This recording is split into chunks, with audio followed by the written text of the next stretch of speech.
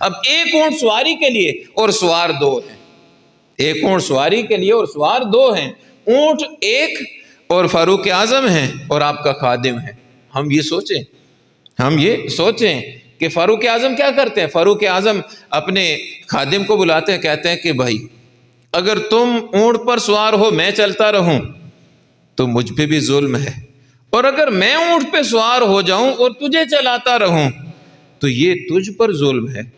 اور اگر ہم دونوں اونٹ پر سوار ہو جائیں تو یہ تو اونٹ پہ ظلم ہوگا، یہ اونٹ پہ ظلم ہوگا۔ تو اس طرح کرتے ہیں کہ ہم تین ہیں، میں، تو اور اونٹ، ہم تین باریاں لگا لیتے ہیں، ایک باری میں اونٹ پہ بیٹھوں گا تو لگام پکڑ کے چلے گا، پھر دوسری باری تیری ہوگی تو اونٹ پہ بیٹھے گا، میں لگام پکڑ کے چلوں گا، اور تیسری باری اونٹ کی ہوگی، ہم دونوں ساتھ اونٹ کے پیدل چلیں گے تاکہ اس کو بھی